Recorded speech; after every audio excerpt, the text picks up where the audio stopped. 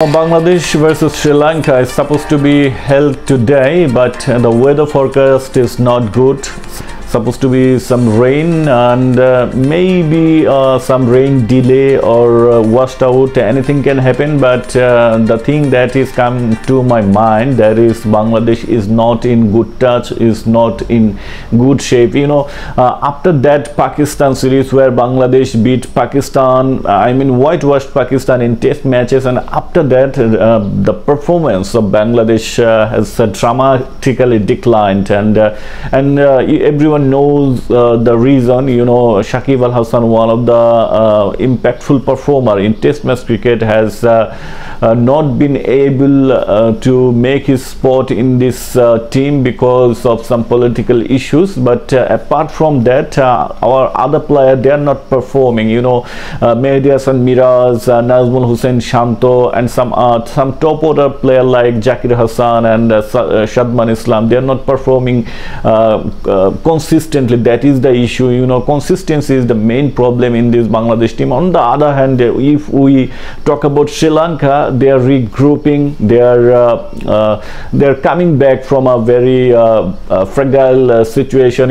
One that states Sri Lanka was struggling, and their struggle is nearly over because the last 1.5 year they have performed really well in all the formats. So it's going to be really tough task for the Bangladeshi Tigers, because Sri Lanka, the home side, they are really a fantastic side at the home soil. But though Bangladesh beat Sri Lanka at their home in test matches back in 2013 maybe, at their 100th test match, that was a remarkable achievement. And apart from that, the story is telling us very miserable things. Among Sri Lanka and Bangladesh, Sri Lanka in between 26 matches, Bangladesh versus Sri Lanka won 20, Bangladesh won 1, and other 5 matches was ended in a draw. So the figure says it all, that there is not much competition between Sri Lanka and Bangladesh in test matches, though in recent years, last 10, 12 years, there was very strong competition in white ball cricket, especially in ODI format and T20s. But Sri Lanka, they are a different side now in last couple of years. But if we talk about Bangladesh, they are struggling. They concede defeat against United States of America in T20s, and they defeat in test matches against Zimbabwe at their home soil, and at the same time last month they have conceded a miserable defeat, series defeat against United Arab Emirates. So it's going to be really challenging for Bangladesh to bounce back, and I think Bangladesh is struggling as they have lost their top performer like Mahmudullah Riyad, Shakib Al Hasan,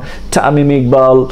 So it's going to be really difficult. The transition period is always be difficult. When Australian, some figure like Steve Shenwan and some Glenn McGrath, of course, they were retiring from international cricket. Australia was also struggling, and if we talk about Sri Lanka, Arvind De Silva, Sanath Jayasuriya, Dilshan Sangakkara Jayawardene, when they were retiring from international cricket, they were also struggling. At the same time, Pakistan, Shahid Afridi, Misbahul Haq, and player like Saeed Azmal, when they got retired, and Pakistan was also struggling. So it's going to be very normal thing that when top players and some legendary players, impactful players, they were retiring from a country, always going to be difficult. So that is the thing where how to cope up with the situation. And I think the other problem is coach, and I don't think that Phil Simmons is a high profile coach, and no other test playing country will take him to will appoint him to their head coach. But unfortunately Bangladesh Cricket Board has appointed take over Chandrika Hathuranga Singhe, but Chandrika Hathuranga Singhe was the best coach in the Bangladesh cricketing history.